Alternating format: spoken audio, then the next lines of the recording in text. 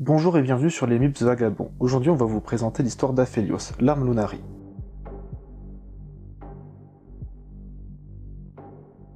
Aphelios, armé de sa foi et de sa précision mortelle, abat quiconque met en danger les Lunari.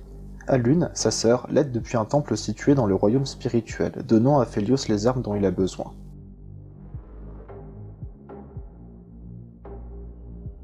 Les jumeaux Aphelios et Alune sont nés chez les Lunari, lors d'un rare phénomène de convergence lunaire, lorsque la lune physique fut éclipsée par son reflet dans le royaume spirituel. Les deux enfants avaient été marqués par le destin.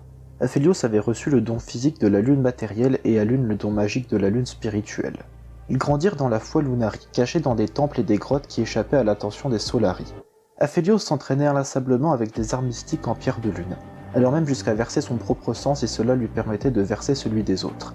Alune s'entraînait aussi de son côté, afin de devenir une oracle, utilisant le clair de lune pour révéler des chemins et des vérités cachées.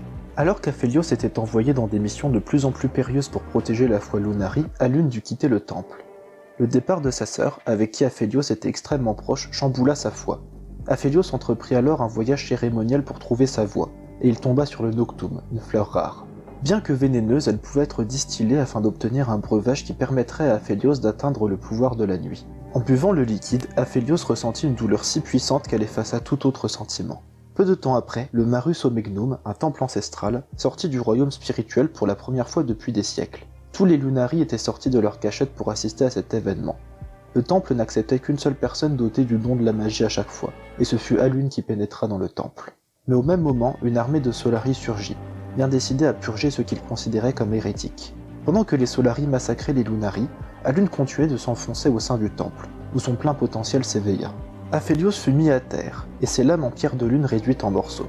Mais grâce au Noctum, Aphelios sentit le pouvoir d'Alune l'enlacer, il pouvait entendre sa voix. Grâce à sa magie, Alune solidifia la pierre de lune, donnant à Aphelios l'arme dont il avait besoin pour tuer les Solari qui venaient de les attaquer. Alune renvoya le temple au sein du royaume spirituel, et c'est là que les jumeaux comprirent leur destinée. Aphelios devait laisser la douleur le ronger afin de faire de lui un vaisseau pour la puissance lunaire, et Alune vivrait isolée seule dans sa forteresse, utilisant son frère comme un point de convergence pour sa magie.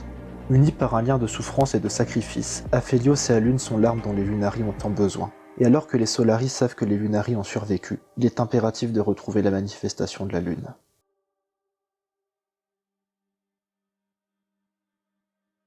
Nous savons de par l'histoire de Nami que Diana se dirige à Ionia. Aphelios et Alune la recherchent afin de savoir pourquoi elle a fui.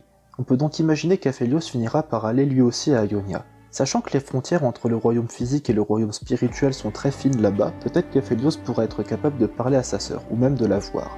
Il pourrait aussi tomber sur Nami et pourrait potentiellement être en mesure de l'aider.